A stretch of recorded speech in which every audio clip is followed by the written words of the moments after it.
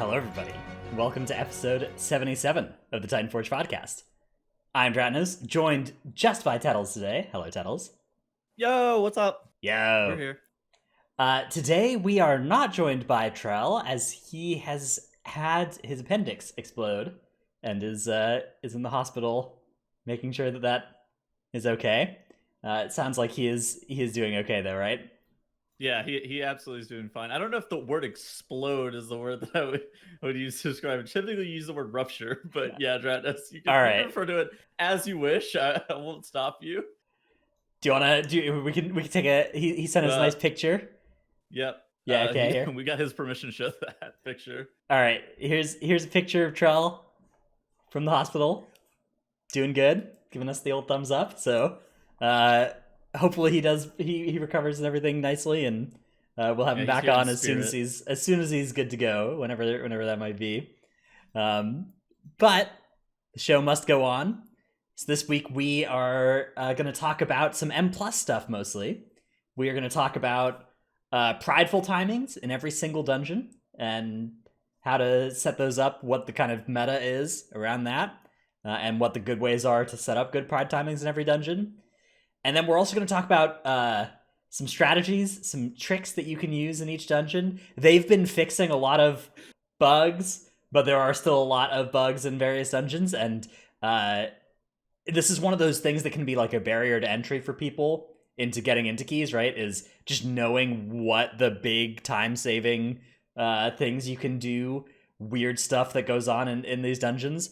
So making people aware of that. You know, at any given point in the future, some of these things might get changed, but as of right now, these are the strategies that people use in various dungeons, so we'll talk about that as well. We also have some class balancing changes that we will cover too, that are coming out the next week on the hotfix. First, though, let's talk a little bit about Push Week, as we are within Push Week. The affixes are Sanguine, Quaking, and Fortified, which is pretty cool. That's I'm not sure if this is the best week on the calendar, but it's one of the top 2 or 3. I think the first week on the calendar, which is that bursting volcanic week, is slightly better because bursting slows you down a little bit less than sanguine. It also opens up a couple more. It opens up the sanguine depths, notably. The rest of the dungeons are kind of fine on sanguine. Sanguine depths is not really that great, but there's a clue in the title of that dungeon. Yeah, you get dragged to hell whenever you go to Sanguine Depths.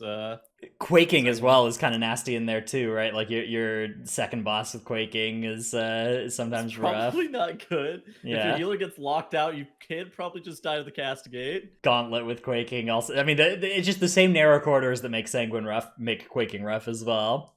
Exactly. And yeah, the other dungeons are mostly fine. Even Sanguine Depths, it's a fine week for it. It's just, you know, first week's definitely a better one for that dungeon, at least. We have, let's see, so some resources for this week. If anybody is interested in pushing keys, it is fairly late in the week, of course, but just in case you didn't know about any of these, there's the weekly route article that I make on Raider.io. There's always one of these, comes out right around reset time. And it has, this week I have 2 routes, one for each dungeon, so one with skips and one without. If you're interested in picking up some pathing for this week, some strategies for each dungeon. How have those been coming with the... Because I know originally you were making them without skips. Yeah. This season, with invisibility potions being the way they are, it feels like skips are almost universal in a way. Would you agree? They are very good. Many dungeons, there's very good skips to do. And skips set up good pride timings on bosses in a way that without it's almost always possible to get to 100% evenly without skips. But if your goal is to hit certain 20% thresholds on every boss, that's made way easier when you can, you know, take 5% out of one section and put it into the next section. And skips are really the tool that allow you to do that. So, yeah, we'll talk about pride timings later today, and you know, we can explain which of these dungeons it's more or less necessary in. Of course, not every group has people with invis pots, but you really should. If you're doing dungeons this expansion, get invis pots, get the invis belt enchant that engineers can put on. That one is less good to use as a primary tool than the invis pots because it has a chance to backfire. So if your whole group is using invis belts every time you want to skip, whenever it backfires on somebody, that's going to cost you a lot of time. But it's great if you like die and you need to get back through a skip. Yeah. It's so good for that. If it backfires, it puts your potion on like a 10-minute or a 15-second CD. Yeah, It's like 15-second CD as well. You literally can't invis through any means for 15 seconds if it backfires. So exactly, it costs your group a lot of time if that happens, especially if half your group's already invised and then you're just all split up and you can't. But yeah, I mean, circling back, I do think that skips are a little bit more universal this patch, and like Rogue is less mandatory than it used to be. At least it feels like. Obviously, there are some situations in, I think, Necrotic Wake where Rogue facilitates skips that are really nice, but all the other dungeons is kind of I mean, Shroud is still good, but yeah, the opportunity cost has gotten a lot lower for invis pots, right? Invis pots now cost you 1 potion use instead of costing you 5, and that the speed pot that they might be costing you as well is half as good. So meta shit, anyways. Like the only meta DPS that doesn't have an invisibility is Windwalker Monk, right? You have Rogue, Moonkin Hunter, and Mage that are all pretty high in the meta, right? Yeah, and those all have invisibilities of some sort. So you just have your tank and your healer invising most of the time, anyways. Which is, I mean, I don't think it's that bad. Yeah, the metagame is definitely looking fairly ranged centric, fairly focused on the old ranged DPS. Rogues and Windwalkers you do see from time to time. I think Unholy Death Knight's also somewhat playable, but really most groups I've been seeing are 2 or 3 ranged in the really high key department as well. One other resource you can look at, Tattles, you also have a weekly dungeon article that is best and worst Mythic Plus dungeons to complete on these week affixes. So this is going to be a weekly series that I'm doing on Wowhead, where we're talking through like the pain points of every dungeon and trying to go week by week and decipher what the best and the worst dungeons are going to be. So some of the middle dungeons are probably going to be a bit more fluid, and I'm going to give a little bit of some advice as to like what to do differently on a week, depending on the affixes or whatnot. I have a high suspicion that Halls of Atonement and Mist of Tyrannocyte are always going to be at the top, and Sanguine Depths is probably always going to be at the bottom. But there will be some fluctuation in the middle in terms of the rankings. But ultimately, this is going to be like a good tool for talking through pain points in the dungeons, I think. Yeah, I think something like this is always fun to like, I don't know, put your money where your mouth is and actually rank stuff. And I think doing it with dungeons is cool too. I also get less backlash ranking dungeons than specs. Yes, certainly you do get less backlash than a spec tier list, for sure. One site that does both of those things as well, if you're interested, mplus.subcreation.net, is a data-driven version of so they have the Dungeon Ease tier list created based on just all the logged runs of the week. And I guess the not just the logged ones, but the API ones as well. So you don't even have to be logging to have the data go into here, I think. And you'll see, Mist, Halls of Atonement in those top 2 slots, I think is going to be common throughout the whole expansion until things change. Sanguine Depths in the bottom slot. They actually have D Other Side also down there in the D tier, which makes sense. D Other Side. And then the kind of the other 4 in sort of a mix. Spire's actually looking surprisingly good this week on that. I was looking at that. I was looking at that before the show, and I think I have a reasonable guess as to why. It's because the timer is so lenient. Yeah, exactly. The dungeon's timer is incredibly lenient, even though the dungeon is, I would argue, fairly oppressive. Mm-hmm. So like, because the timer is so lenient, and because Subcreation can't parse through data of you like leaving the dungeon if you mess up, right? It's not going to be able to like show the runs that were attempted yet failed. But like, if you're going to go like all the way through the dungeon, the odds of you succeeding are also probably fairly high. Yeah, I think that's a fair way to look at it. Spires, I don't know. It is a much kinder timer. The Other Side, they increase the timer by 2 minutes, and it's still really rough. Still tight. Yeah. And then this also has tier lists for the different roles each week, also created by the data. One thing it does is puts melee and ranged on separate tier lists, so we don't really get to see relatively how much each of them is going, but you kind of can get a little bit of an idea here, where the melee tier list with more specs is based on 2/3 as many runs as the range tier list in the 13 to 22 bracket, 13 to 22 key bracket, which I think gives you an indicator that the ranged is definitely more popular this time around. It definitely looks about how you'd expect at this point, where it's like Moonkin, Fire Mage, MM and S, Windwalker and Outlaw and S. Of course, it is like results oriented, so it's based on what people are playing, not necessarily what is the absolute best. There's a lot of stuff that's in the F tier just through not people not playing it very much, not through like exactly. It's not like an actual condemnation of these classes. It's just data. There's also shit like Enhancement Shaman, which is in the B tier, and Enhancement Shaman is, I don't think it does Windwalker damage, but it's I would almost wager a guess to put it in the A tier. Its uncapped AoE is like pretty silly. It enhances like really good right now. Everybody's playing Doom Winds, which is a big AoE on a 1 minute cooldown. Exactly. I mean, it's results driven, which is good, but it's also results driven, which is like indicative based on players, like what people are playing. Yeah, you need to actually analyze this. It's not like pre-analyzed for you, which when you see like a tier list from a content creator, that's taking all these extra things in mind, whereas here it's just a data it spits out at you. This is a cool site though if you're ever interested, mplus.subcreation.net, to find like, hey, what talents should I run for M+, what legendaries, what soul binds. You can see what people are actually doing in the keys, at what rate. And it also has a Castle Nathria version at castle-nathria.subcreation.net, where you can also look through that same kind of information about, okay, what legendaries are people playing in Nathria on my spec, what talents. You can look at it at all bosses or on specific bosses. So this is a cool site for anybody interested in looking up that kind of stuff. It also has the top covenants for M+ and Castle Nathria page as well. If you just go to the homepage, you can click through to top covenants for M+ and Castle Nathria, and you can see if you're interested in picking up a spec. A lot of people ask like, hey, what's the spec I can play where I have the same covenant for raid and M+?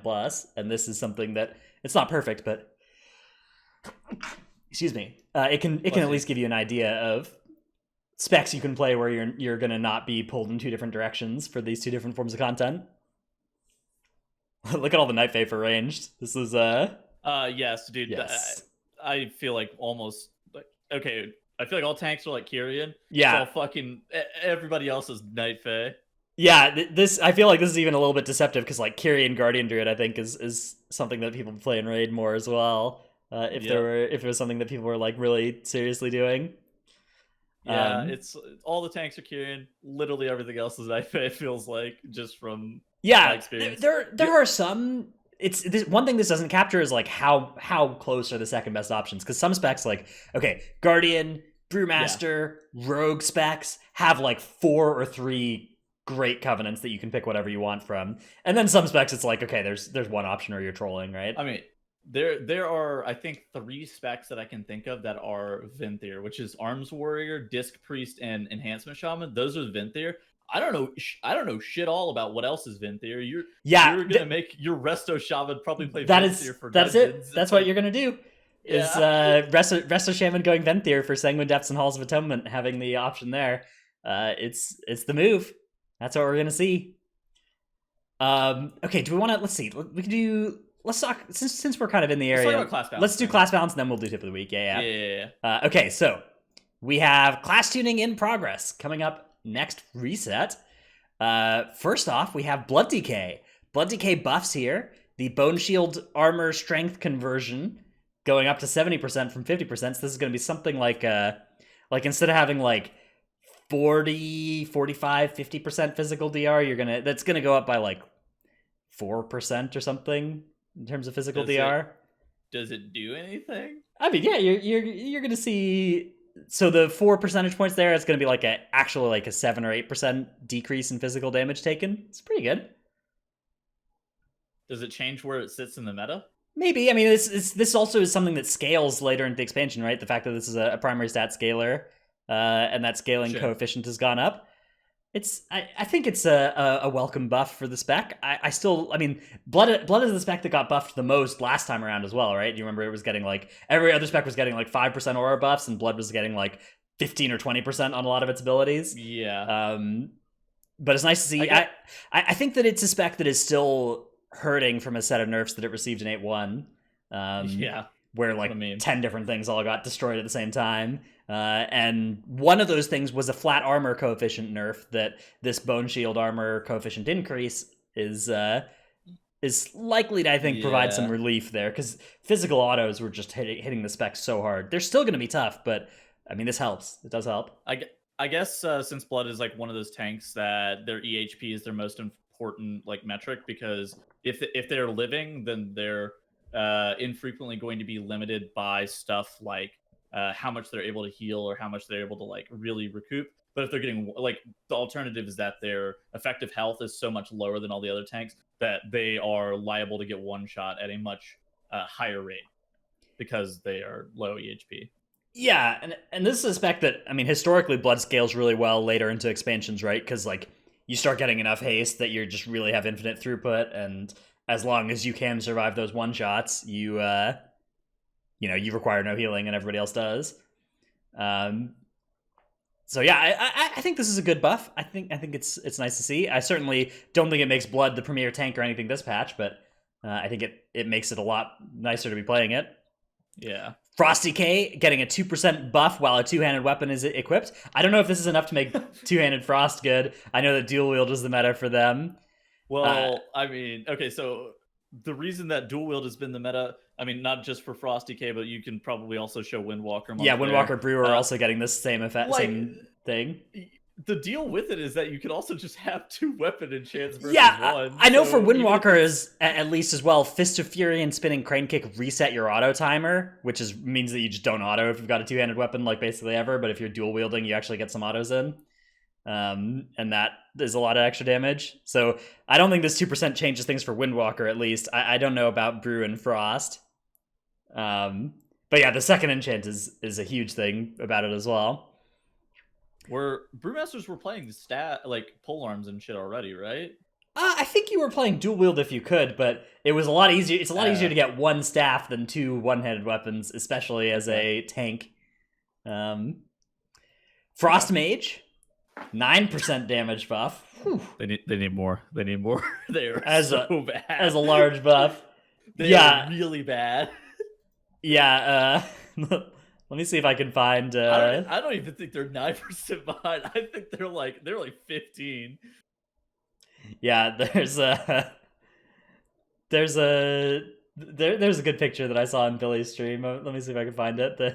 It's just the Warcraft logs. Ads on. Yeah, it's good. I'll see if I can find that at some point. Shit, I'm looking at Warcraft logs right now. Frost is so far down, like below everything else. Do you have it pulled up? Do you want me to link it in chat? You can link it in chat. Yeah. Holy shit! It's actually just there's like a plateau where it just falls off. Okay, all right. So yeah, here it is a solid like 3% behind Fury Warrior. Here is that statistic. Yeah, there's Frosty Mage down at the bottom. Here's the version I saw somebody link in Billy's chat, Azuna's chat. Here's that slightly doctored version of this list. They reversed the thing. Doing negative damage there. Yeah. So I mean, if you look though at this statistic, the bottom three specs here are the ones that are being targeted for buffs, which is definitely, reasonable. That's good. You always got to take the statistics page with a bit of a grain of salt, right? Because it's going to look at like overall damage. Maybe things change when you look at damage to bosses. For instance, in this case, not really, except Assassination looks a little better. Destro and Survival look like they're struggling a little bit more. Frost still looking really bad. Sometimes though, the thing about this as well is that, these are all like worse versions of classes that have better specs, which is going to further increase the delta, because the good players, the best players, when you're playing mage, you're not going to play Frost this tier, right? You're going to be playing fire. And so even if there's like only a 2% difference in terms of theoretical output, that does get wider on statistics pages, because the best players are the ones that play better and also choose the 2% better spec. And so that the spec looks better in statistics. But yeah, I mean, this is a wide gap to be sure. An insanely large gap that is like if If that's if anything a little bit more damning for Fury in particular, because Fury does not have a good spec available. That like the best you could be doing is Arms, which is only doing slightly better. I heard that this buff to Fury may put it ahead of Arms. Yeah, I think it might as well. So we've got, in addition to the 9% for Frost and 8% for Assassination, Fury is getting an 8% except for Blade Storm and Dragon Roar, and Meat Cleaver is also getting nerfed here. So that's the entire row there is getting. They're basically holding that row's damage in place, which is a talent row that gives them AoE damage, and then they're increasing everything else. And yeah, I mean, that may end up putting it ahead of Arms. Like basically every guild has one warrior in for all bosses because you need it for Battle Shout.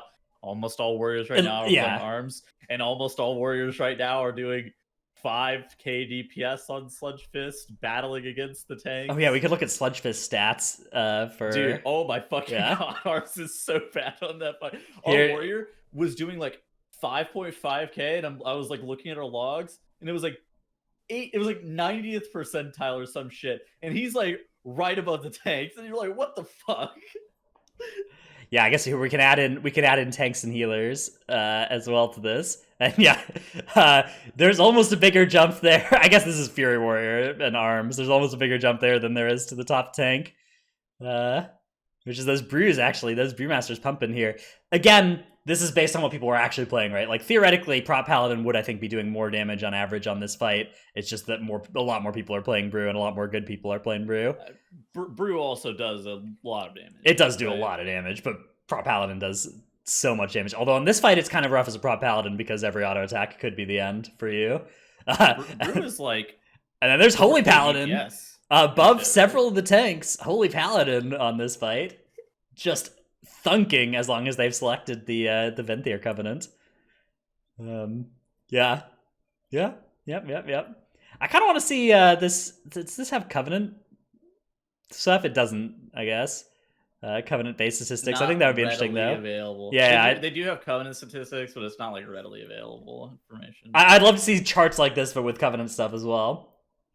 Although, it's like of course, Venthyr Paladin versus Furion Paladin. That's the thing, is there wouldn't be enough data for most comparisons, right? Because like 99% of people are the same Covenant on Mythic Sludge Fist at this point. But I think Holy Paladin is one of the ones where there are still quite a few people playing Kyrian.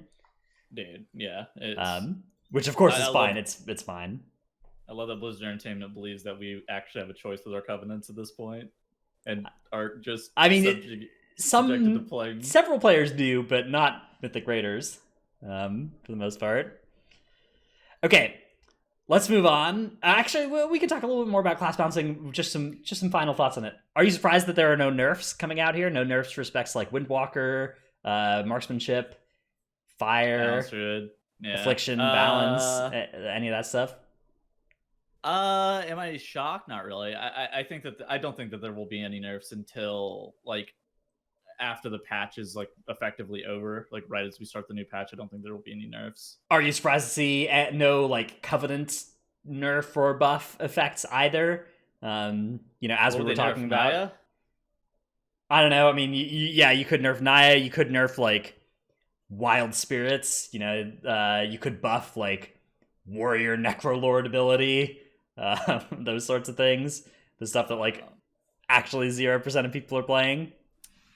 I mean, no, I don't think they should touch it. I think it's an expansion permanent decision that it's loosely an expansion permanent decision that you're making. Like, obviously it's not, but it more or less is supposed to be. So them messing around with balancing like this, or in a way that there's like very little recourse for being able to swap frequently, or like having a readily available swap. I think that them touching it, especially mid patch, is very dangerous. I know Ian did say in an interview, he was saying that if we need to do retool Covenant tuning in between patches, we may offer up free swaps, or like reset the CD on the thing. That doesn't change anything though, because the pain point of the swap is not actually the it's actually the fucking it's renown. The regrind. Oh my god. Yeah, exactly. It's not actually that 2 weekly thing.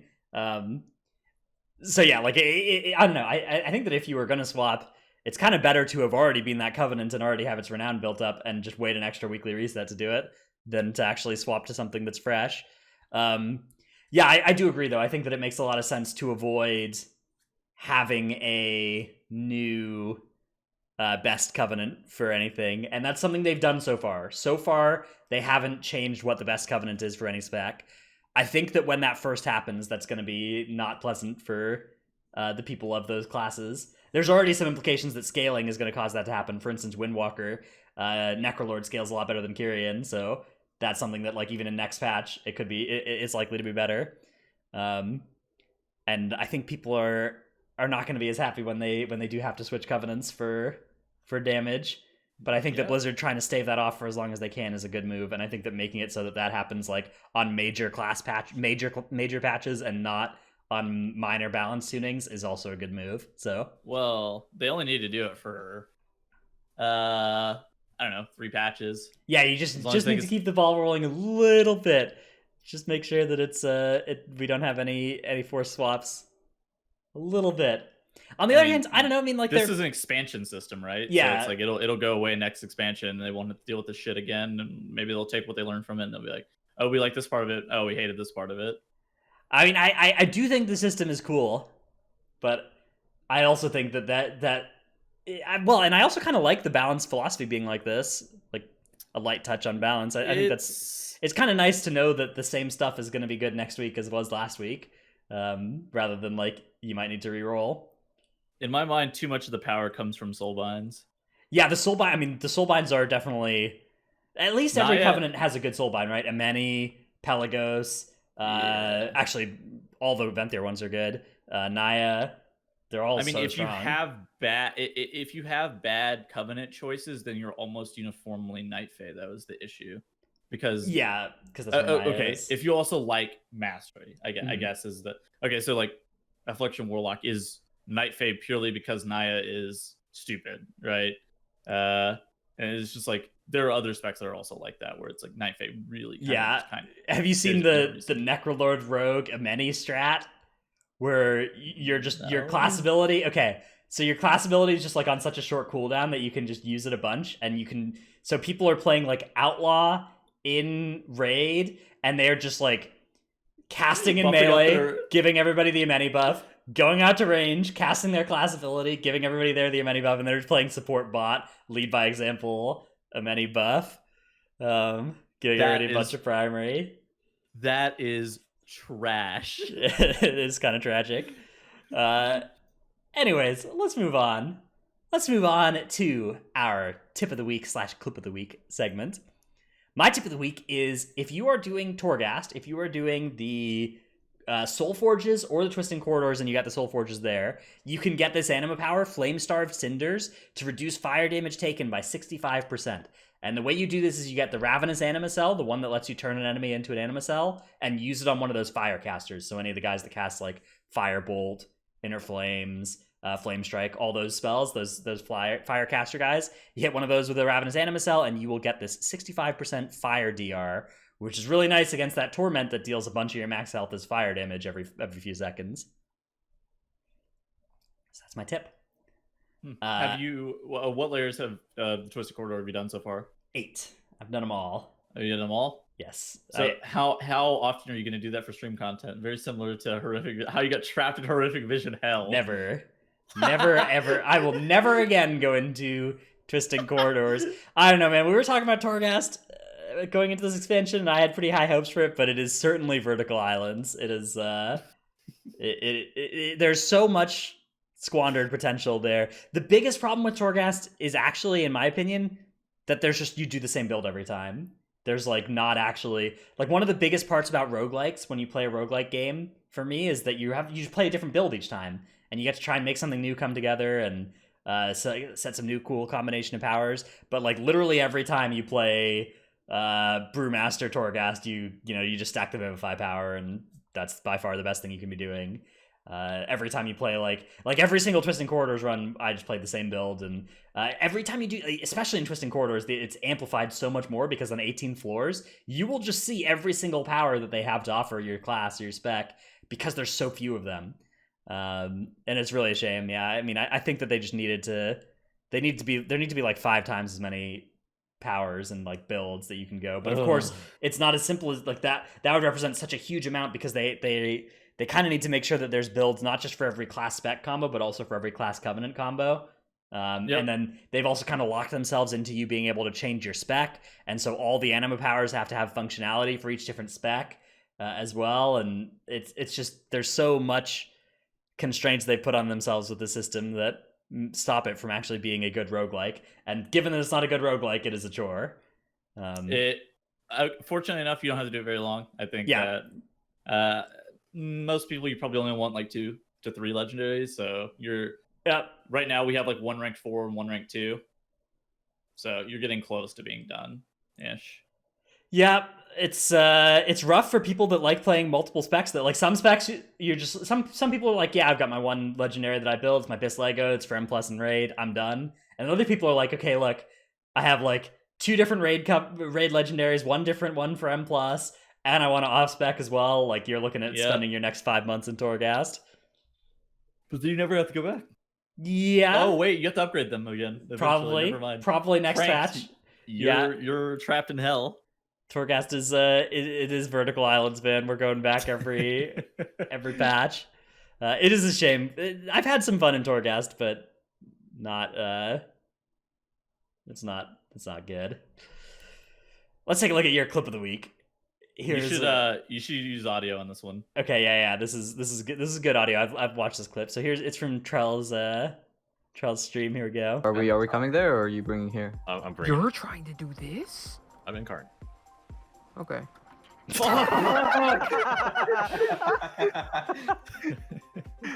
thought for sure I would live that through in card, man. Are we Those coming mobs are not a joke. Those mobs have killed me so many times. The amount of times I've walked in there and just like Last Resort has procced 2 seconds into that pull is actually disgusting. These ghouls, just their auto attacks are really rough, but they also have these like Shadow Claw ability that does a huge amount of damage. Yeah.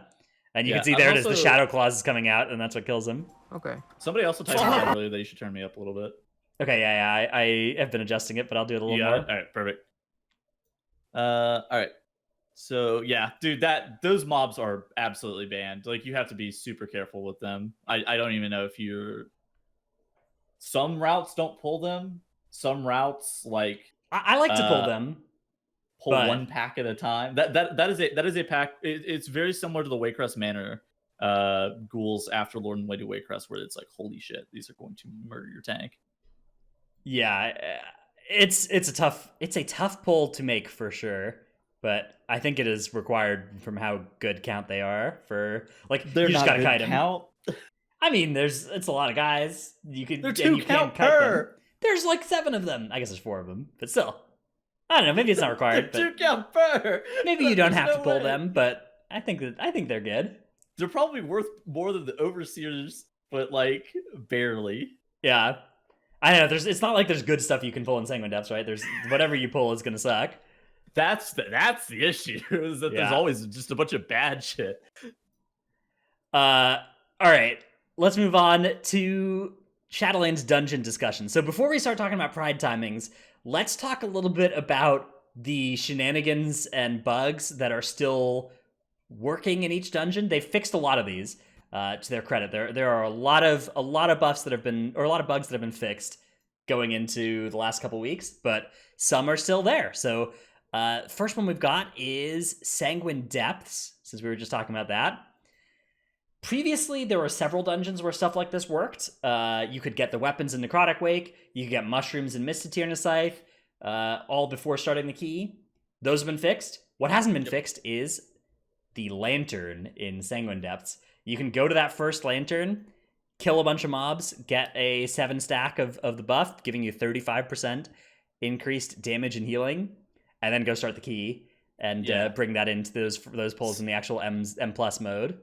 So they that buff actually caps at 10, and like once you start the key, like you still can't go over 10. So you could just like go 10 into a refresh on the 10, and like, have a 50% damage increase for what is effectively a minute and a half. I found this more useful, like if you want to triple pull like the first 3 packs in the dungeon, like and all together and just like pull them all the way back. It's pretty scary for what it's worth, but with the 50% increased damage and healing done, it is pretty doable. Yeah, and then you hit the lantern again, and you kill one mob, and it refreshes and updates the stack. So instead of getting like a 2 stack, you update to 8 or 9 or 10. Yeah, which is very good. Something else that I heard about Sanguine Death, but I haven't actually seen anybody do, is apparently you can pull the second boss into the third boss room. I don't know anything really about it, but so I know I've it heard is a thing. I've heard that you can go to the third boss first, kill the third boss, and then get the shard, and then go back to the second boss with it, the big DR thing. I hadn't heard anything about pulling the second boss into the third boss room, but yeah. Oh, I've heard that you pull the boss into the room and like miss the lasers and shit. Yeah, I haven't messed around with that myself yet, but that does sound really good. Either way, of either of those things sounds like it would be absolutely worth doing because that boss is so rough. Okay. Apparently, Anda in chat says it evades and snaps down. Okay, and then you just don't have to deal with the tornadoes. That's kind of sweet. So and you have better room for like the room is more open. You're not like a tight corridor, so the castigation and the ground effect is less punishing because that ground effect ticks instantly as well and murders you. So and then do you also have the shield thing? I mean, you could. I don't see why you wouldn't. Sounds kind of epic. Want to. Yeah, I mean, it's the kind of thing where it's pretty likely to get fixed if people start doing it a lot. But until then, use away. Mythic Plus is also one of those things that you would never get banned for exploiting as long as you're not, I don't know, going out of bounds, breaking their game kind of thing. If you're just doing weird shit like evading out the boss and pulling into the other room, it's like, all right. Yeah, I know by this point there are already YouTube comments at this timestamp in the VOD of like accusing us of being evil exploiters that must be banned. But the reality is that on your YouTube channel? Oh yeah, dude, you get it for like I got it for Ataldazar videos, even using snaps in Ataldazar. All that stuff is like, I don't know. M Plus is like it's the Wild West with regards to these sorts of things. They never take action against M Plus bug abuse or whatever. And again, not, like, unless you're like actually like not egregious, right? If you're like going out of bounds and like one-shotting the dungeon, particularly anything that lets you farm loot really fast. Like if you're doing the dungeon in 5 minutes with some sort of like god mode-y hack type thing, then that might not fly. But if you're just like timing a 20 when otherwise a 19 is the highest key that would be possible by using some stuff, if you're like making it so you don't have to fight Ludwig in Freehold, which we just did for like 3 months before they fixed it, all that stuff is just, you can either take your principled stand or you can do keys a couple levels higher and there will be no consequences ever. I personally, by the way, would like to see that policy be different, but that is the policy. So, there's a clip in chat if you want to pull it up of the second boss snapping into the third boss room. Okay, let's take a look at this. Clip from Lepan. All right, here it is. This is pretty good. Yeah, so they're fighting off that pride, and then running down. So he's tagging it, jumps down. I guess you need to, so the mobs take a couple seconds before they snap in Shadowlands, so you need to get down there fast, and then it'll snap down to follow you. Kinda epic. And they're just doing this before fighting that third boss. They're going to close that gate. That makes sense. I feel like the easiest solution is they're just going to close that gate. I feel like you could also just make this boss reset outside of its little donut ring. I mean, I doubt they want you taking the shield up there either. Yeah, so I don't know. I mean, there's a lot of answers to that. Okay, next thingy, boss resets with Feign Death. This actually worked on Trash as well, but so Feign Death, Vanish, any sort of invis effect. There's several mobs in Shadowlands that do not like to do their job if they've been reset once. Necrotic Wake Necromancers were a good example of this, although I think that one's fixed. Where you could like reset them and then they would just not do any mechanics the next time you pulled them. Yeah, that is fixed. There are some bosses for which this is the case as well. The other side, for instance, the Mana Storms. If you reset them and then you pull them, they will not do like anything, right? You just patchwork them. And they're both active at once. Yeah, you patchwork and cleave them. So you can see here, Hunte has Still reset works. them. Yeah, I did it yesterday. and then you wait for them to respawn, which does take a little bit of time, and you just pull them, and they just run at you and do nothing. It's so weird, but extremely good for this boss. Yeah. This is actually one of the bosses that's most likely to wipe you, I think, in this dungeon as well. There's so much HPS required. It's also a weird dance with like Shadow Fury and the laser, the Z laser. Like there's a lot that's going on. I feel like I think that once people get better at this fight, it will wipe you a lot less. But I think as of right now, it's like if you get hit with a laser while you're soaking the beam, you just kind of die, and it's like that's really, really dangerous. The first boss of Spires of Ascension is also, you can do this. It's a little bit less effective. But if you want somebody to reset it right as that pride is spawning, and then it'll potentially it'll hopefully respawn for you by the time that pride is done, and then you can get over here and you just fight them, and they both just auto you for a while, and the bird doesn't do stuff. Eventually, I think it'll start doing stuff. Yeah, at the intermission, everything will reset. But you got a nice opener. You get to put your wild spirits down on pull rather than having to wait for the bird to finish moving. So a lot of kind of epic stuff from doing that. Yeah, there's been a lot of reset cheese this expansion. Yes. I'm surprised. I don't think anybody actually even found it on beta. This is like shit that's like new and nobody knew about on beta even. I'm also hopeful that those, because it's Feign Death that's so good at it as well, right? Feign Death, I guess Vanish would also do it, but just your hunter like tagging something and then feigning, and then it's a lot easier. The necromancers in Necrotic Wake, I think, were a pretty egregious example of that as well, which it's nice that those are fixed. I would argue that the necromancers themselves are egregious, but yeah, one might argue that, yes. Every single mob that casts Necrotic Bolt needs to be deleted from the video game. Necrotic Bolt or Necrotic Bolt Volley. Either of those casts are not allowed. Those should be deleted. I raise you one Necrotic Bolt plus a Frostbolt Volley, though. Yes. On mobs that give 12 count.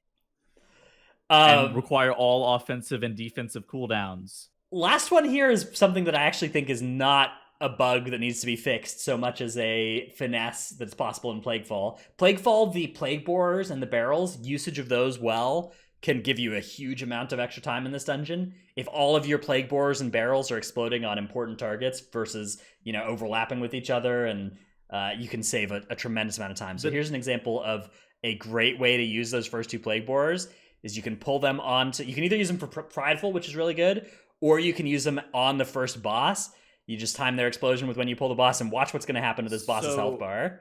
This is an Mythic Zero, and it's not exactly like this in a dungeon. In a dungeon, like the biggest source of the damage isn't from the initial hit, like you saw in that clip, but it's from the dot itself. So I think pulling 2 into him is like a mistake if you're going to do it. From using 1, and we did this in like a 19, it did about 200,000 damage to him. So it's a pretty significant amount of damage for what you're actually doing. I think the only realistic reason that you would need to do this is if you're going to get that bad Plague Stomp overlap where it's like stomp, frontal, and then he stomps again immediately. If you're going to get that, then you probably want to try to pull these Plague Borers into him to make sure that you don't get that. That's what, before it summons the 4th set of slimes or something? It's like 3rd set or something. Okay. It's that is like absolutely the biggest that way one's that so you're going brutal, to That is a enrage of the fight is how I would describe that. But the Plague Borers can hit the boss, and I don't know how good it will end up being. It's pretty good though. All right, getting them over there is rough. Yeah, so that one, I mean, Plague Borer usage, there's a lot of good stuff you can do in Plaguefall, like the Gauntlet ones as well, making sure that you get the Gauntlet spawn right before the Pride, and or you take them, if you're not doing Pride, then you just take them down into the trash.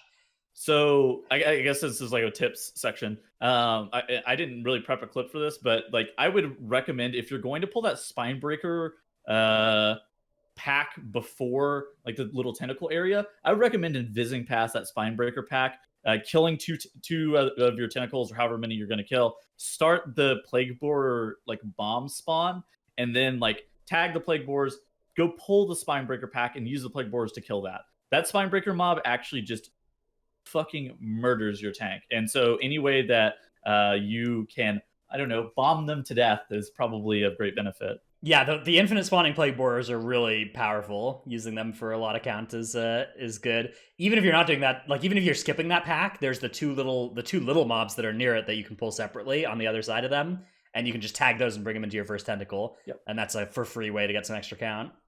Yep. Also, like you can delay your killing on the mini boss and like take the if you have like 2 plague boars that spawn right as the mini boss dies, you sprint your ass and pull like some pack off to the side and second boss. Depending on your route, you might also get pride there, and then you can just have them kill the pride for you for free as well. That's true. It does depend a little bit on what your pathing is looking like. So let's talk a little bit about pathing in these dungeons. We want to go dungeon by dungeon now and talk about good prides and how to set them up. Whether it's easy, whether it's difficult, and whether there's kind of a default strategy that has developed. And like where the what has been determined as the important pride timings are for every dungeon, because not every dungeon has like not all 5 prides are going to be important, not even all 4 prides are going to be important. But we're going to talk about like where the important ones are and kind of how to set it up. So let's start with the other side. We can take a look here at a picture of the other side. This one is, it's actually fairly simple to get pride onto 3 out of 4 bosses.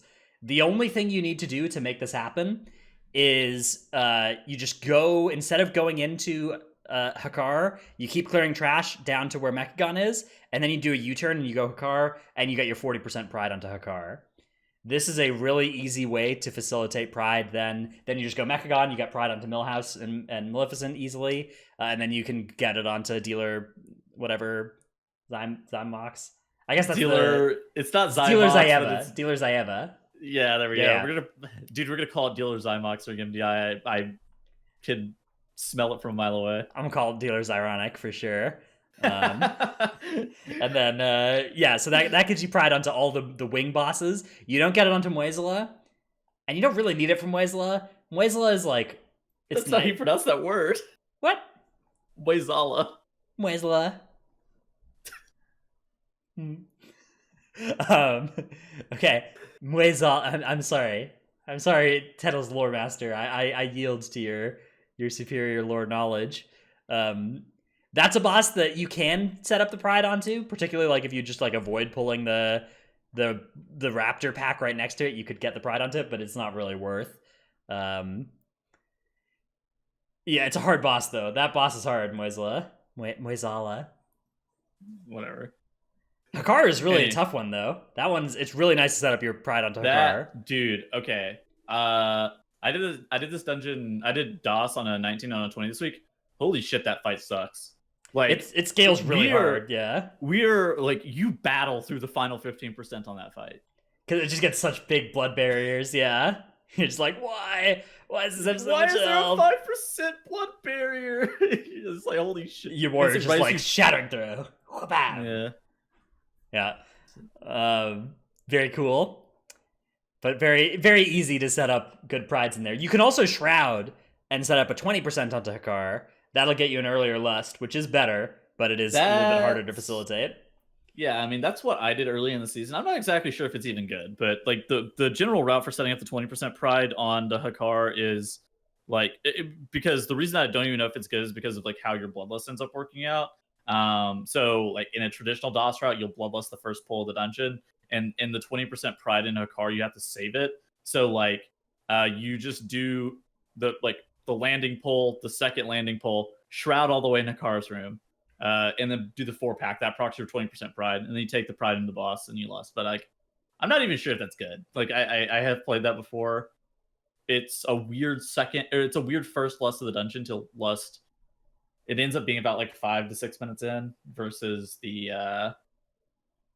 like the 11-minute, 12-minute lust that you're getting on Hakar the second time through. But yeah, it is nice though to set up to just get there early, get it out of the way. That boss is awful. Yes, it is rough. Halls of Atonement is up next. This one, it's kind of natural to just do like 60% onto Halkias, 80% onto Echelon, 100% onto last boss. The one challenge you can get is that you'll often get that 80% pride and then do a skip. And you lose a little bit of value that way. But on the other hand, pride is giving you movement speed, so your skip's better. I I think the best way and the biggest recommendation that I would have is to have like I think it ends up being about 78-ish%. I don't know what the count is right now. It's like 78-ish%. And then you just do that one Stoneborn that's in front of okay. the You take one of echelon these? area. Yeah, the one Stoneborn there. Makes sense. Yeah, and it's definitely the way to do it. I think that echelon is one of the bosses in that dungeon that you really want Pride for. Misatuna Scythe is one where prides get unpredictable. You can't really guarantee having it onto Mistcaller. You can guarantee having it onto first boss, though. The way you do that is the night phase skip at the start, and then you just want to skip the first pack around the little mountain. As you round the corner around the mountain, you just Sapper Imprison one of the casters, and you can just walk right by, and then you get Pride onto first boss very easily. You can also adjust this if you prefer to have Pride onto that trash pack instead, which maybe you do on Fortified Week. Those two rampagey guys. Oh, yeah. It's up to you. I'd recommend it on a boss probably. I into boss is almost uniformly the strategy because you have it during the damage amp still. Yeah. Also, a helpful tip for this dungeon: if you pull more than one villager in your route, you're absolutely just trolling. Those villagers are the worst mobs, probably in this dungeon. Yes. Not even close. They are definitely something. They have so much health as well, though they do die at like 20%, but yeah, it's still. But they overgrowth the people and they like stun them for 5 seconds, which is like those are like snakes from what's her face, second boss temple, right? Where you can like stun the overgrowth and it breaks the person out. Fairly sure. You can't stun that. I think if you stun it, it says immune, but it also goes away. I believe. Really? I think I'm second guessing now, but I think that's how that works. Not really sure. I'm not 100% sure. I'll admit. I will admit. I'll have to bash it next time. Yeah, try it out. Then you got the maze. The maze, you can get a huge amount of difference in how much count you get out of here. So yeah, you get pride. Really love. There's just no. I really love the no mini boss route. It's just so much fucking faster.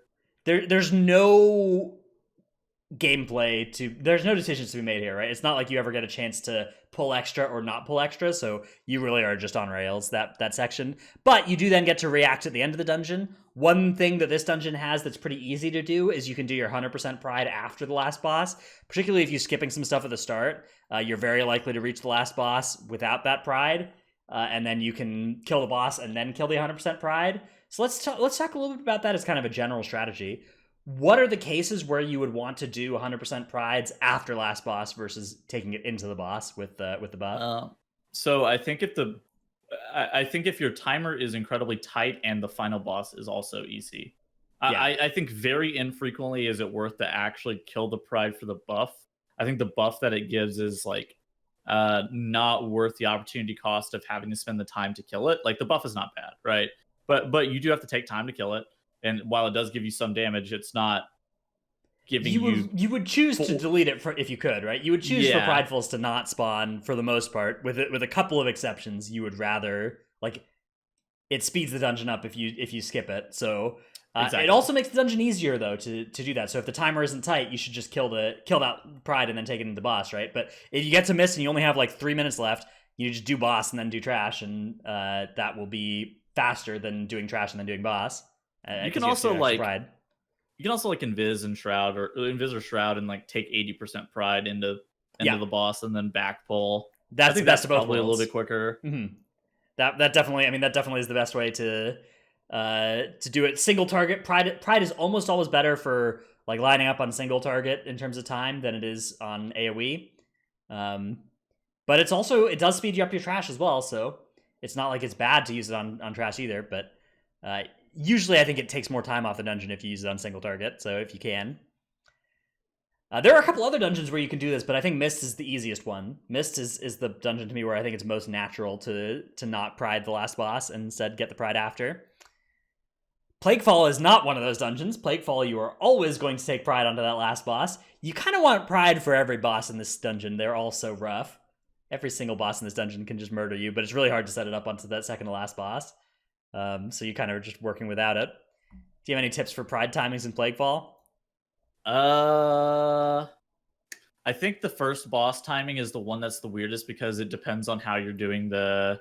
It depends on like what you're doing. I think the general strategy is that you're skipping the first area. I have seen some routes that pull the fungal storm mobs, but like in general, yeah, they nerfed fungal storm as well, and they made this area a little bit safer as well. This first plague rock is gone now, and so you don't accidentally pull that if you're fighting in that area anymore. Yeah. So if you're pulling like this, the first pride timing is like really easy. If you're not pulling like this and you're skipping this area, which is I think it's a high key strat. Yeah. More commonly seen is that you skip this area, you end up pulling all the slimes, you pull one of the plague belchers, then you like pull a pack in the area after the first boss, then you back pull the second plague belcher, that will pride you, and then you take pride in the first boss. And so like there is some backtracking and some back pulling that you have to do, but it allows Prideful into the first boss, which Prideful into the first boss is relatively important because of like we were talking about the double stomp can just kind of wipe you if you're not careful. But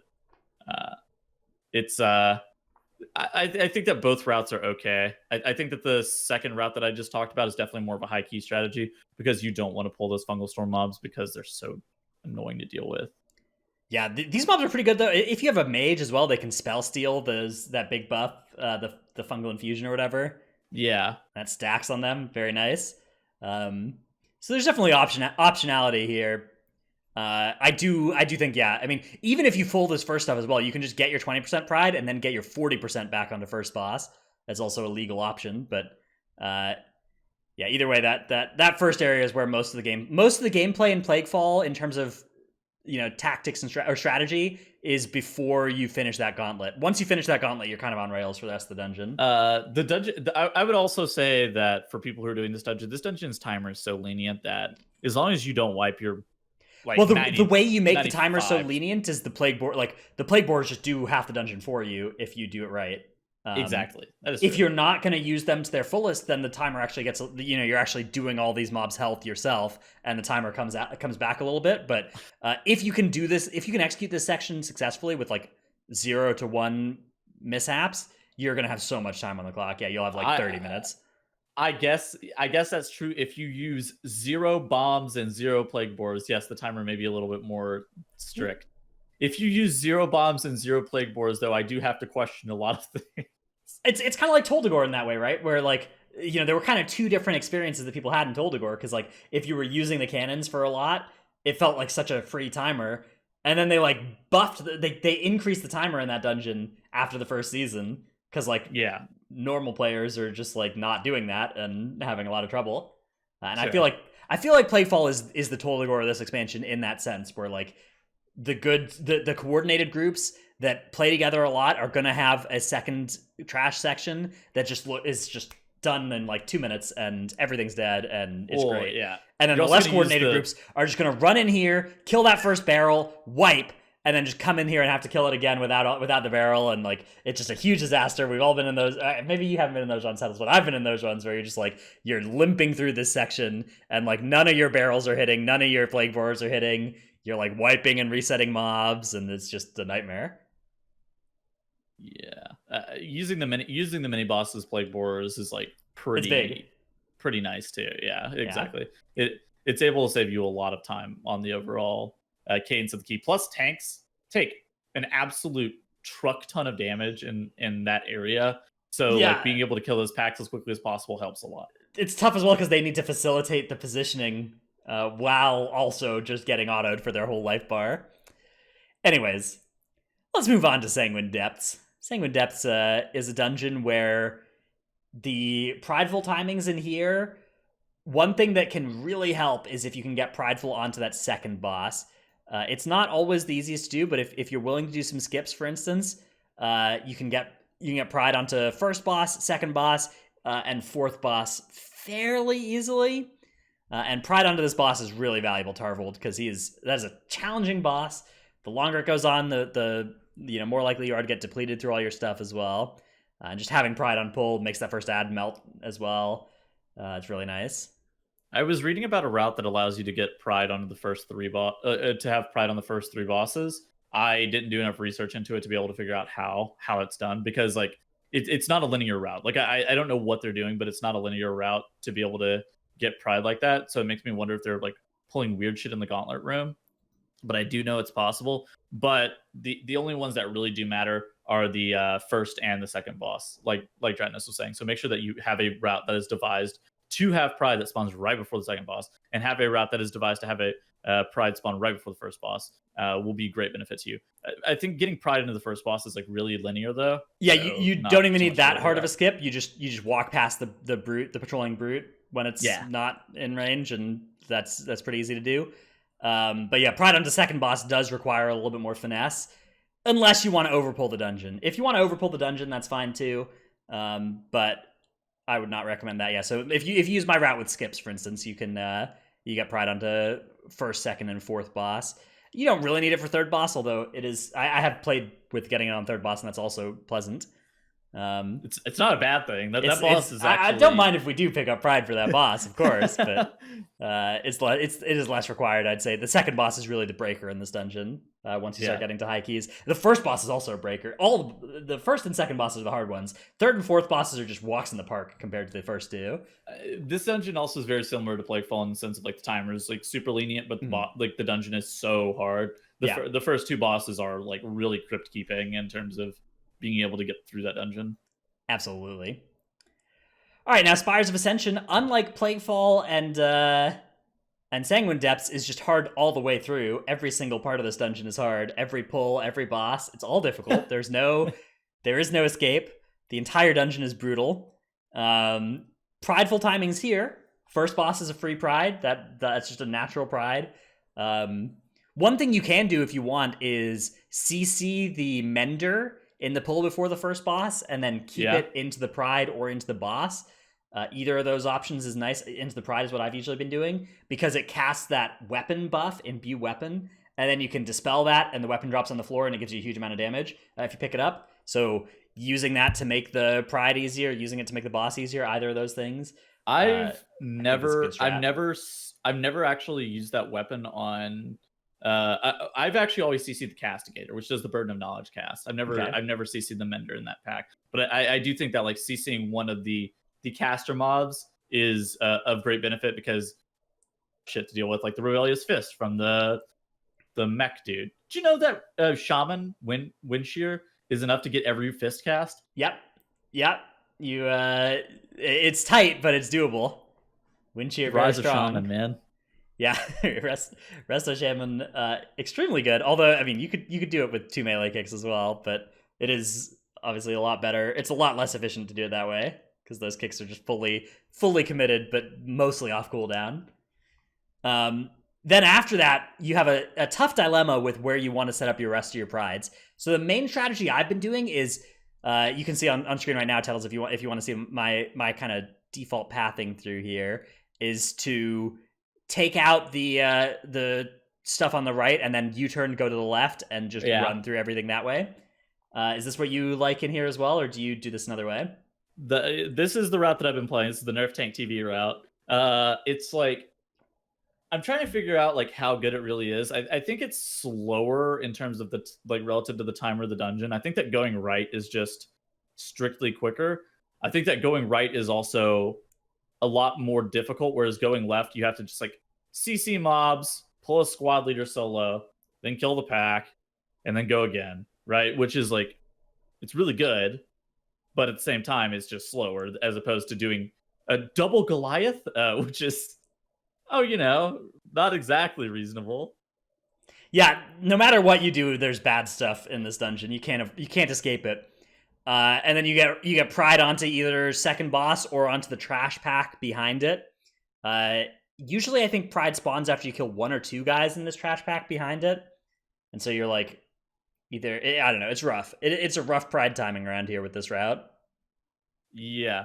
I think that going right also facilitates a little bit easier of Pride timing. And again, I do think the packs that you have to deal with, there are a lot less squad leaders, so you're able to go a lot faster. Timer's not exactly brutal here, so you can afford to pull 1,000 squad leaders and CC the full pack and then pull but it's definitely something. I think that something that should be talked about is whether or not you skip the final pride of the dungeon or not, and take it into Devos. Yeah, so the options are either hit 100% on Klotos or whatever, and then pride into Devos, or don't hit 100% and then go get 100% after. You have to jump down, use Goblin Jump, disengage, blank, whatever, right before you hit the ground, Infernal Strike, right before you hit the ground, and then you kill off the non-elites to proc your final pride of the dungeon.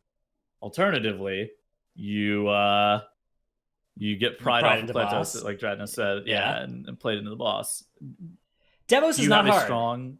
Devos is not a boss that is particularly hard. Especially, it's not a boss that's made easier by Prideful, I'd say. You know, you have to deal with the same amount of intermission phases either way. It's not like you're actually saving yourself. It's not like you do the intermission faster or anything like that. So I do think this is a boss where you don't benefit much from Pride. I have a question. Do you have them in your route? Do you have them pulling 2 of those mini bosses together? It depends on which one you click, but yeah, sometimes I like to do the right 2 together. You don't have to. Definitely is faster. It is faster. It's also the same amount of mechanics, right? Like you're getting 1 charge spear and 1 tank frontal either way, right? When you're fighting either the 2 at the same time or the second one by itself. It's a lot of tank damage. Yeah, I don't know. It depends on just how alpha your tank is, I guess, whether that's easy or not. I guess for you it must be a lot easier. It's very easy on Vengeance if you've got meta and Last Resort saved up for that. It's very easy, but I would not recommend that for if your tank is feeling squish. Yeah. Would you recommend that for higher key levels, playing both together? I feel like it's not doable, but maybe it depends. Like if you have 2 spears for it, if you have 2 Kyrian spears saved up for it, then I think it saves you a lot of time. That's true. It really does depend on your timer. I don't know. I mean, like it's all it's all different. But I've done that on I think 16, so I guess not that high. Yeah, I mean, I did it on 16 as well with Psycho and Evade and whatnot. And it's it wasn't that bad. I think it is a time save as you start getting, like, I think it's a good use of spear. But it's a big really hard. Save. Yeah. But it is only hard for your tank, which means like that's good. But yeah, I don't know. I mean, it's obviously much safer to just do middle, left, right. Or I guess right, left from our perspective. Are you a middle, left, right? Yeah, I think middle first. Middle is the one that just has the tank frontal, and then the damage taken. Yeah, but whatever. Damage taken. It's again just on your tank because there's no raid damage coming out at that time. Yeah. So I'm a firm believer in middle, in Lakesys, Astronos, and then Klotos. But it is easier for your tank to do Astronos than Lakesys than Klotos. So up to you. Right person last. 100%. Always Klotos last. Yes, Klotos is banned. That mob is not okay. If you're not going to, mob not get nerfed. Honestly, one of the best arguments against doing 2 at the same time is if you just double spear Klotos. It is double spear and Klotos by itself is a great use of Kyrian spears in this dungeon. Why has that mob not gotten nerfed? I'll never understand. That mob is unreal. Yeah, there's theories about why it's not gotten nerfed. The leading one among my guildies is that the WoW devs just haven't rolled Spires as their weekly key yet. It's it's just not come out of their boxes. Well, if you pull those mobs in the wrong order that you didn't really realize was the wrong order, you actually just wipe too, like over and over again. Yes, it's so rough. But yeah, that's much harder than Pride. Like, Pride is much better. Honestly, if you wanted, what you could do as well is Pride onto Klotos. I don't think anybody would ever tell you that is a wrong decision. You have to overpull the dungeon to do that. Or really underpull it, right? You get your 80% Pride there, and then you backtrack and clear the rest of the way. Interested? No. All right. Well, we tried. Let's do Necrotic Wake. Let's go on to Necrotic Wake. This dungeon, Pride timings here are very flexible in the opener. The opening area of this dungeon is done a lot of different ways, but it's kind of coalesced into you don't actually need Pride wherever you're going to abuse weapons often, right? And different groups have different bosses that they like to abuse weapons on. But if you're like double spearing a boss, usually you don't need pride for it, right? Yeah, and so I guess the only pride that is like really worth talking about is the Stitch Flesh pride, and it's like, is it worth taking pride into that guy? I've played a couple of variations of routes in this dungeon. I think the most typical one is taking pride into this guy.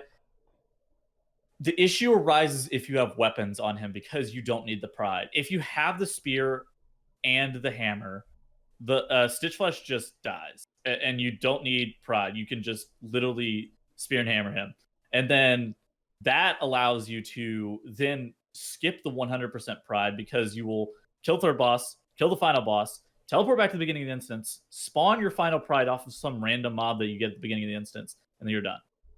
The issue is that like your Necropolis prides are kind of sketchy, and you don't. It requires a little bit of rerouting from like what normal people do in that dungeon. We didn't have too many issues whenever we were playing it after we rerouted it, but the first time we did it, we were like, we had rot spew up plus the pride. I'm like, oh no, oh like, no. Whenever you have him up with the pride, you're like, holy shit, we're wiping. Yeah, how do you avoid rot spew? Is the one that just spawns in the gauntlet, right?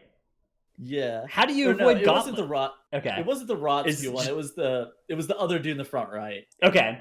And you just pulled it with the pride spawn, and you had already pulled it, like you were mid pull or something. He was at 20% health. Okay. So yeah. So we fucked up and didn't use the javelin on the first boss. So we actually had an extra javelin. I was like, I'm javelining this. So I'm javelining this right now. That's not wiping here. All right, final dungeon, Theater of Pain, the top dungeon of Shadowlands. This one is prides. So, do you like skipping this first trash pull and doing it to get pride onto Mordretha? Is that something you're about? I know some people do that. Don't love doing that. I think that if you're going for maximum time, you take that trash pack straight into the first boss. You just like doing seven stuff with lust?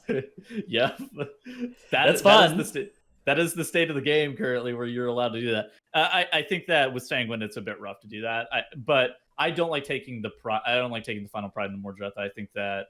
Yeah, I agree. I think it's okay. So if you're interested in kind of just a natural good prides in this dungeon without having to do any weird stuff, and without overpulling the dungeon, if you just go Zav first, and then you go Kultharok, and then you go Gorchop, you will get pride onto Zav and Gorchop, and you don't get it onto Kultharok, but you get it onto the other two, and that is a perfectly fine way to do this dungeon. That's how I do this dungeon in 99% of my weekly keys, and I believe it is totally acceptable. There's a way to get pride onto all three. Yes, however, you can get pride onto all three. You go a little bit over count, and the way you do that is, so you go first boss, and then you want to go directly to Kultharok, right? And you pull one extra pack on one of the platforms. You pull this like double Bone Magus. You still go right and left, but you pull this extra Bone Magus pack, and then you get pride onto Kultharok. Okay, so that's the way I do it for I guess pride onto all three. Slightly better adaptation that you may want to look into for the weekly route is you can actually pull one of the packs or double pull into the Gorchop area, and then backtrack into and then you back, and then you you don't fully commit to the Gorchop area. You just pull those two packs, and then you hightail it on out of there into the Kultharok area first. Okay, the way I've been doing it is just go you go in Kultharok, and then doing like the first two pulls of Zav, and then going Gorchop, and then going Zav. So you're still going Kultharok first. Or you can even go Zav first, but there's like a first pull that you should do. Okay, like a lot of groups are doing this, like one pull or two pulls in the Gorchop area, going straight to Kultharok, which is the Lich boss, and then they're able to set up their prides where they don't go over count, like you were saying. Yeah, I'm only one pull over. Actually, I'm not even that over count. As long as you just skip the last two guys right into. I doubt what you're doing is a lot better, or a lot worse, rather. Yeah. Okay. Yeah. It's whatever you do, you're gonna have to do like the first couple guys of one wing, and then do a U-turn. Exactly. No matter how you slice it, that is going to be required if you want pride onto all 3 of the wing bosses. This dungeon has the most jank pride timings of all time, but it also has the most important pride timings of all the dungeons because of how the bosses are set up. I believe that you don't need it for Lich Boss in most cases. I think the Lich Boss, since they nerfed it, has gotten a lot easier. Yeah, I agree. That boss is unreasonable. It was extremely unreasonable before they nerfed it, but I think that post-nerf, unless you're doing a really high key, I would recommend just go Zav, then go Kulturok, then go Gorchop, and you're totally fine. You don't have to do any weird U-turns. You don't have to worry about your count. You literally just straight line the dungeon, and that sequencing is really nice. But full W double pride is fine. Yeah, if you do want to set up a 3rd pride onto any of the bosses, doing one of these U-turn strats is required, so... Yeah, there you go. There's our pride timings. That's a discussion of the dungeons. Hope you've enjoyed that main topic. Let's get on to Q&A.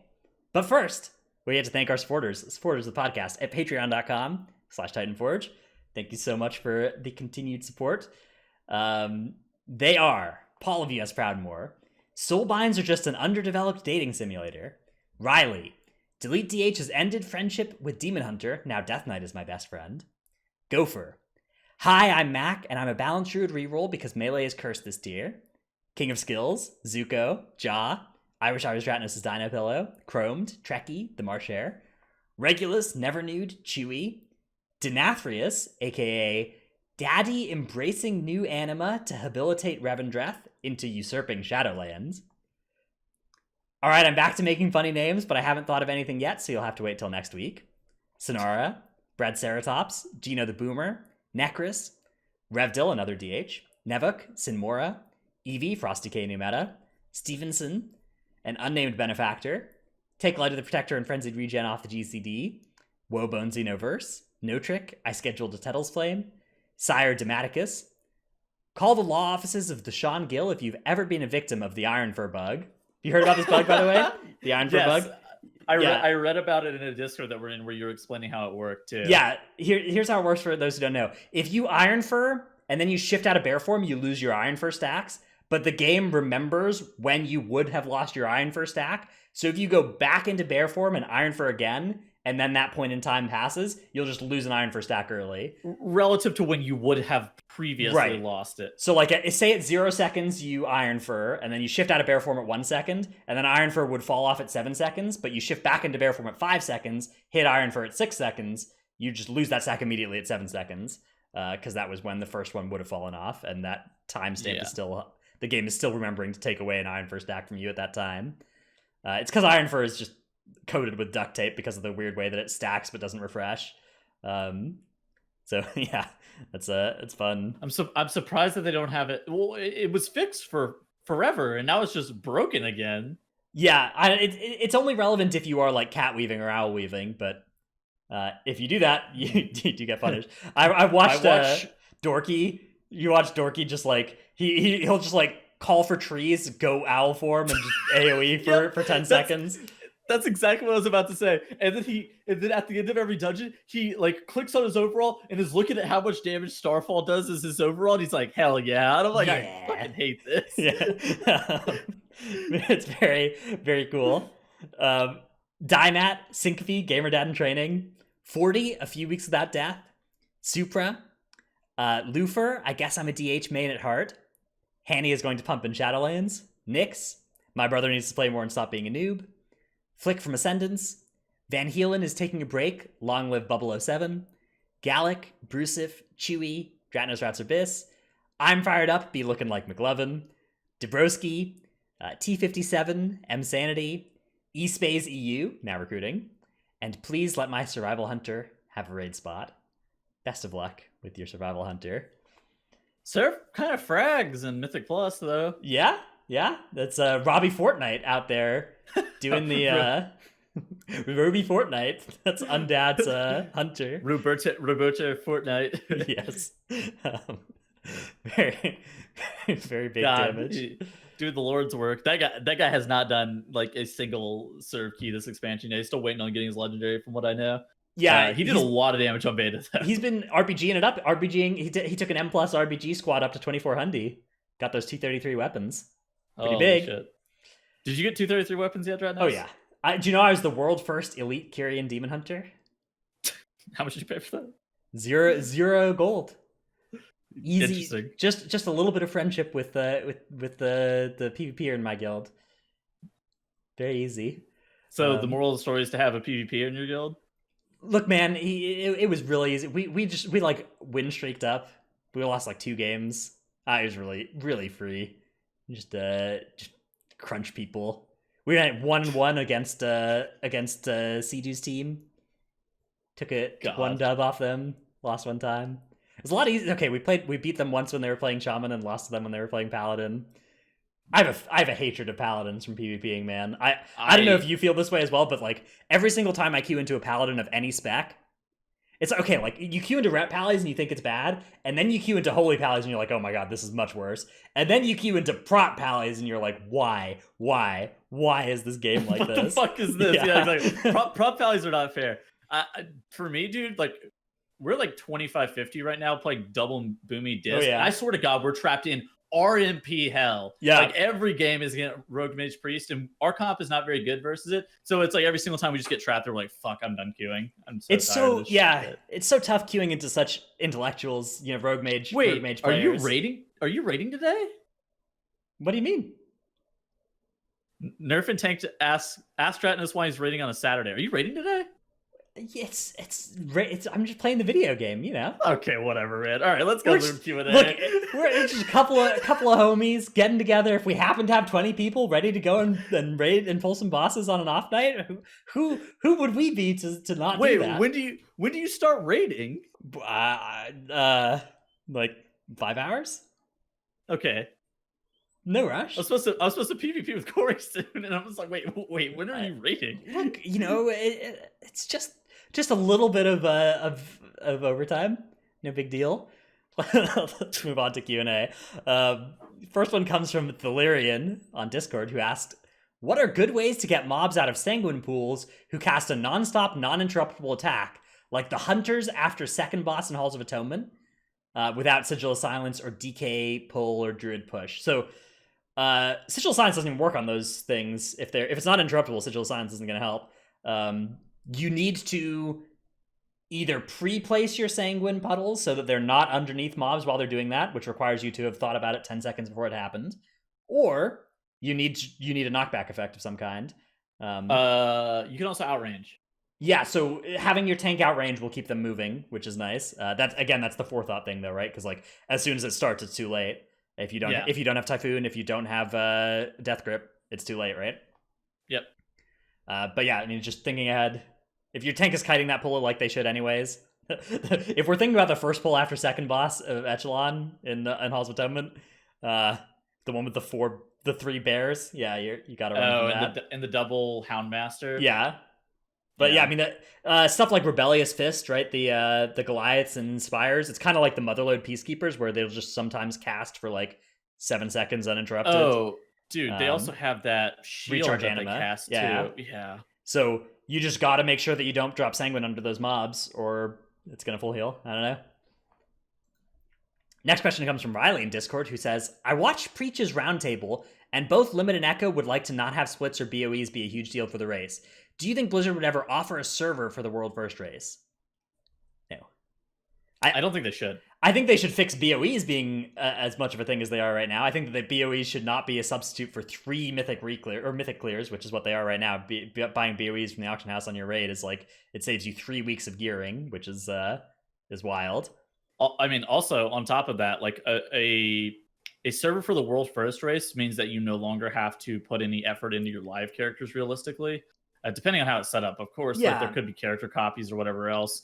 But there's a lot of logistical things that come into putting it on a TR, and I think that using TRs sparingly as possible is definitely it should be looked into, because like I think TR for the MDI makes sense. I think TR for AWC makes sense. I think TR for anything else does not really make sense.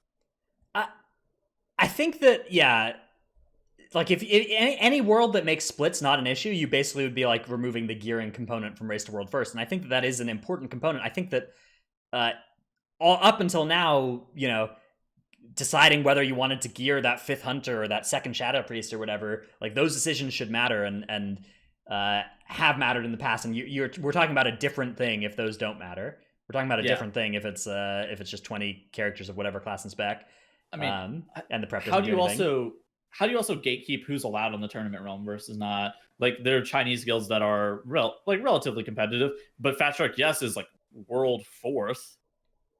And ahead of other guilds that are day rating full time, right? I mean, would you just like invite the top 20 from this last tier or the top 10 from the last tier or something? What if somebody who's not on the tournament realm gets world first? Does that invalidate it? Yeah, I don't think it's that worth discussing because I just don't think Blizzard's going to do it. I think that I was gonna say, how do you also PvP and get like PvP gear and shit like that too? I believe that so I think that the splits issue is just something that's basically not going to get fixed. There's splits are just whatever the gear system is, there's going to be some abuse of it that you can do by having like 5 characters in some way.